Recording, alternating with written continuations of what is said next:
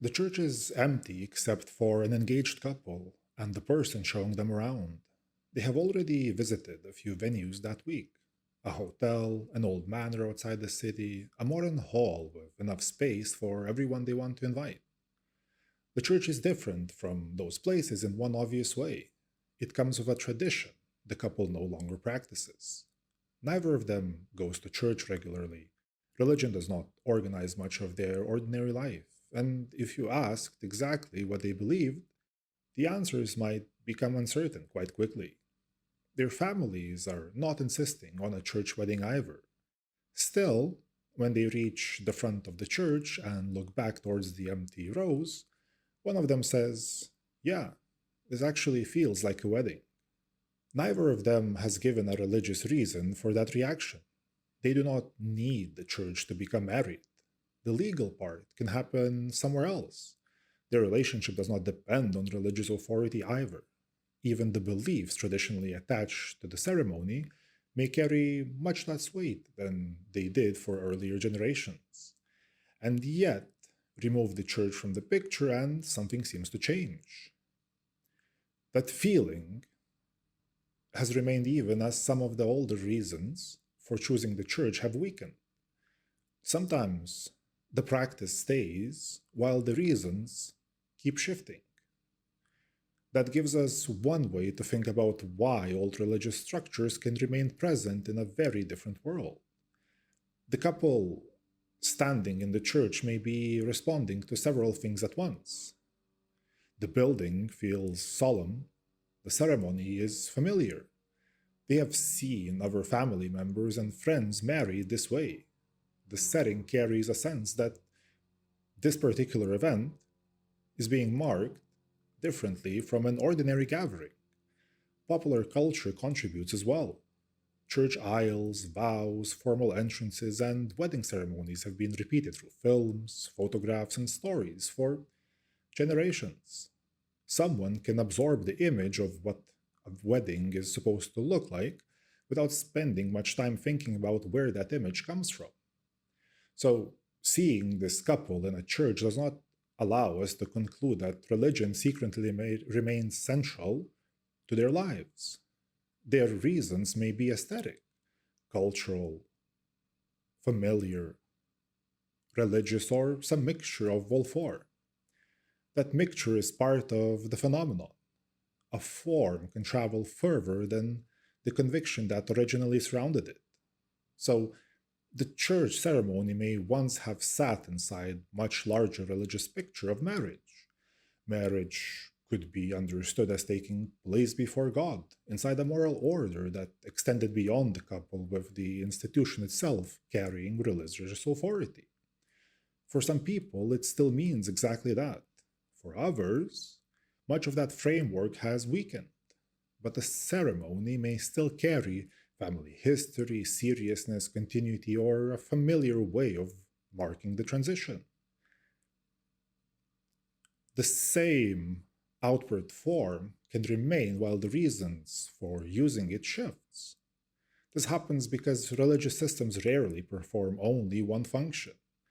A religion can offer claims about how the world works. It can provide rituals for major transitions, give people moral language, connect generations, organize communities, or provide shared ways of interpreting events.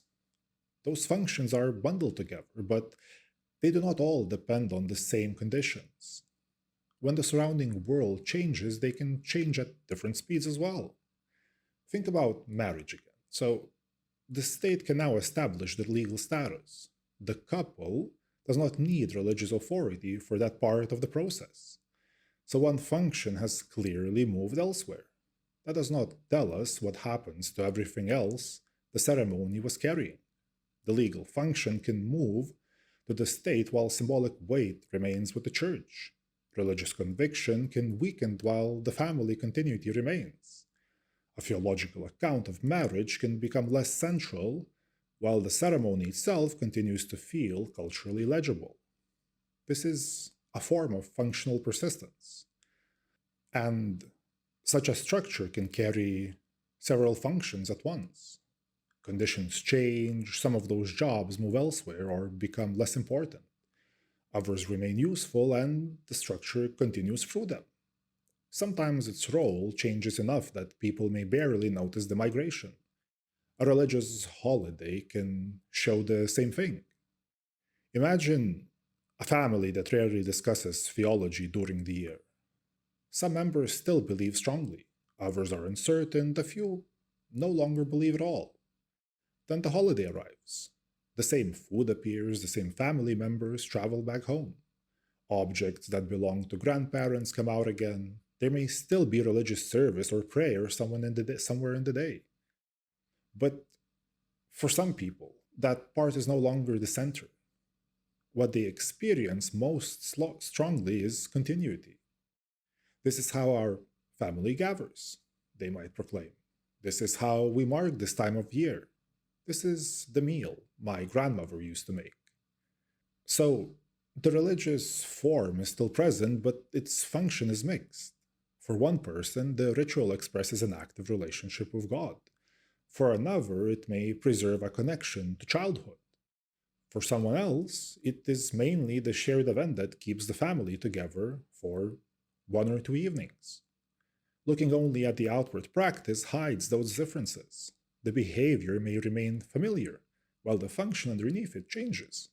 That is important because there is a very simple story we can tell about religion and modernity. People once understood less about the natural world. Religion supplied explanations. Science and modern institutions gradually supplied better ones. The old religious structures, therefore, should have disappeared as the explanation improved. That account gets part of the change right. Modern medicine can explain illness that earlier communities could only interpret through the limited frameworks available to them. Weather forecasting can reduce uncertainty that once depended much more heavily on hope, ritual, or local tradition. Legal institutions, likewise, can handle contracts, marriage, inheritance, and disputes without requiring religious authority. But this only tells us about the functions that were actually displaced. A multifunction structure does not disappear simply because one of its jobs has been taken over more effectively somewhere else. If religion once helped explain illness, regulate community, mark marriage, structure mourning, carry family identity, and even supply moral language, improved medical explanations only directly replaces part of that package.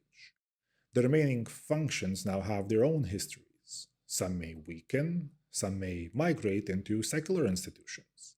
Some may remain attached to religious practices because people still find them useful. Others may continue almost automatically because they are woven into family life and cultural expectations. This is where talking about old beliefs can become slightly misleading. Sometimes the belief itself survives, sometimes the surrounding practices survive more strongly than the belief, and sometimes identity remains after conviction becomes uncertain. Another person may reject the label entirely and still light a candle for someone who has died because that action remains connected to memory and care. The different parts do not have to move together. Belief, ritual, identity, and institution can separate. Once they separate, the question, why does religion still exist, becomes too broad. Which parts are we talking about? A metaphysical claim, a ritual, a community, family identity, a way of marking an event. A person can keep one while letting another go. That makes persistence much easier to understand. It also makes it harder to use persistence itself as evidence for anything beyond persistence. If religion continues to provide meaning, that does not grant its metaphysical claims extra evidence. If a metaphysical claim lacks evidence, that does not erase every practical or social function attached to the structure carrying it. One concerns what is true. The other concerns what people are doing with a practice, institution, or belief. The difference is important because both sides can collapse the difference. A believer may experience the continued usefulness of a religious form as support for the truth, of the worldview behind it. This ceremony has endured for generations. This prayer still helps people. This community still gives people something important. Those observations may all be accurate. They still do not establish the metaphysical claims. At the same time, a critic can move too quickly in the opposite direction. If theology looks unsupported, everything attached to it can begin to look like useless residue. But the person who still wants the holiday meal or the church wedding may be responding to something that it remains genuinely valuable to them. Understanding that function does not require adopting the worldview. It simply prevents us from confusing a truth evaluation with a functional one. If we return to the couple standing near the front of the church, there's another reason their choice can be difficult to interpret. The form they are considering is already culturally recognizable. When guests enter the church, they do not need much explanation for what kind of moment they are entering. The setting already carries expectations about seriousness, transition, and ceremony. The cultural legibility has been built over a very long time. A secular ceremony can create exactly the same seriousness. People create personal ceremonies every day that feel meaningful, coherent, and entirely sufficient without religious language. The interesting point is simply that inherited forms arrive with significance that has already been socially rehearsed. People have seen them before. Families recognize them, stories repeat them, the symbolic vocabulary is already circulating. And once a form has reached that level of cultural familiarity, it can continue traveling even when the original religious commitment behind it becomes weaker.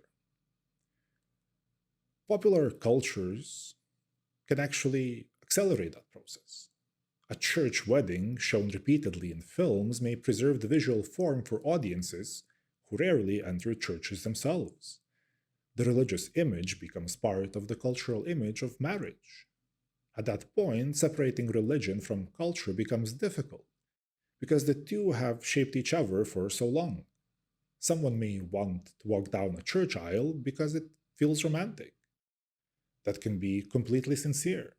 The fact that the meaning is now romantic does not erase the history through which the form became recognizable. It shows another way functions migrate. A structure can acquire meanings that earlier users would not have placed at the center. This also means survival should not be pictured as an old system staying frozen while the world moves around it. The system changes too. Institutions adapt, practices become more symbolic. Rules that once organized everyday life may become concentrated around weddings, funerals, or holidays. A religious identity can become cultural before it disappears entirely. Some teachings receive less attention while other parts become more important. What survives is often a changed version of what came before. That makes the word survive slightly deceptive. It sounds passive, as though an old structure simply refuses to die. In reality, persistence often involves transformation. Parts fall away, other parts become more visible, new meanings accumulate around old forms.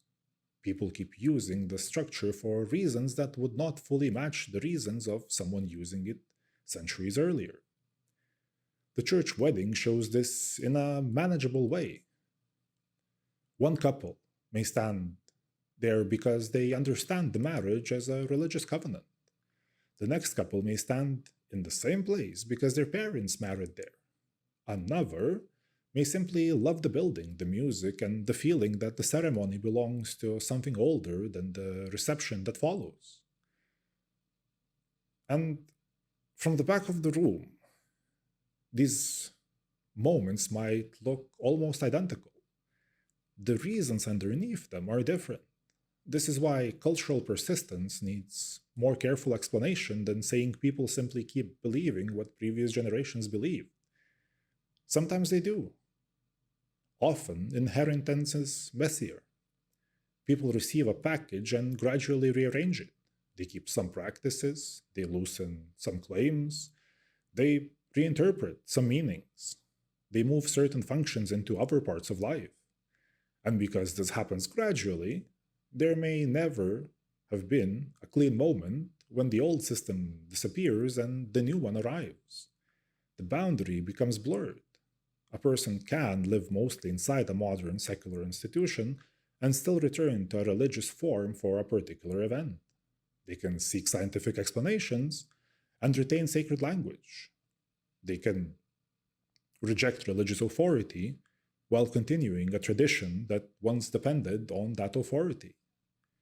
These combinations can look inconsistent only if we assume every part of the system has to rise and fall together. But it does not. Different functions respond to different pressures. The explanatory role of religion may weaken when better explanations become available. The family role may remain because families still need ways of remembering themselves. The ceremonial role can remain because people still mark transitions. The identity role may remain because a person's sense of where they came from changes more slowly than their answer to a philosophical question. There is no single migration pattern. The mechanism is simply that changing conditions affect the different functions unevenly. That gives us a more precise way to look at persistence of religion.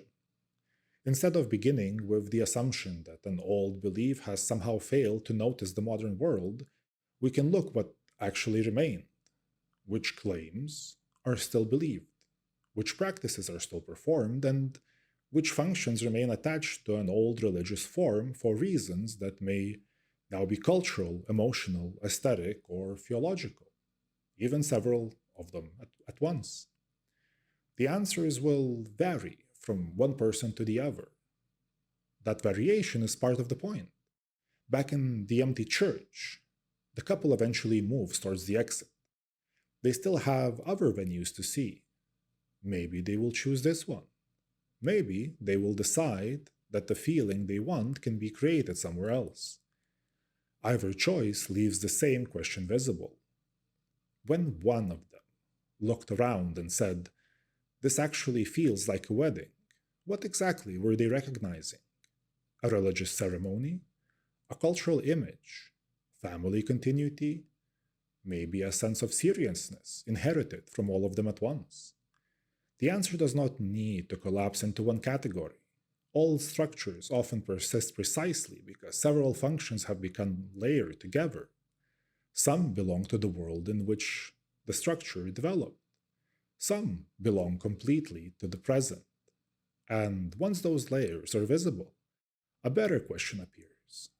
When an old system continues doing something people genuinely value, how much of the old structure has to come with the function they still want?